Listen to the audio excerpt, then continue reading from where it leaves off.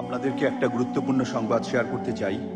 সেটি হলো, আমাদের প্রতিবেশী রাষ্ট্র ভারত সরকার শেখ হাসিনাকে অবতরণ করার সুযোগ দেয়নি, তার হেলিকপ্টারকে ফেরত পাঠিয়েছে।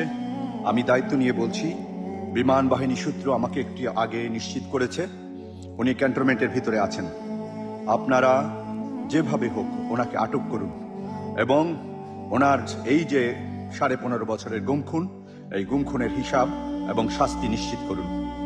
আপনারা যে যেখানে আছেন, আপনারা এই আমার ভিডিওটি ছড়িয়ে দিন, আমার এই ভয়েসটি ছড়িয়ে দিন, যাতে ছাত্র জনতা সবাই জানতে পারে যে খুনি হাসিনাকে ভারত ফেরত পাঠিয়েছে।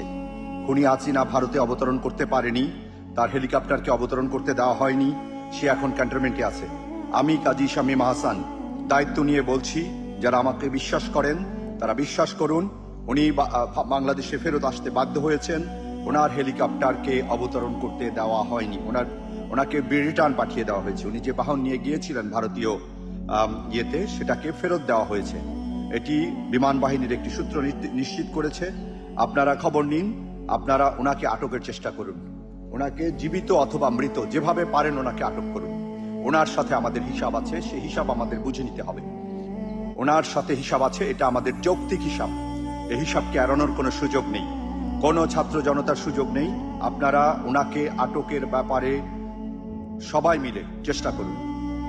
সেনাবাহিনী, নৌবাহিনী, বিমান বাহিনীর ভাইদের বলছি, একজন খুনিকে এভাবে ছেড়ে দেওয়া কোনো বিশ্বস্ততার পরিচয় নয়। আপনারা যদি সত্যিকারে বিশ্বস্ত হয়ে থাকেন, খুনি হাসিনা এবং হাসিনার সকল সহযোগীকে গ্রেপ্তার করুন। তাতে আমরা বুঝবো যে আপনারা সত্যি সত্যি জনগণের পক্ষে কাজ করছেন। ধন্যবাদ। আমার এই ভিডিওটি আপনারা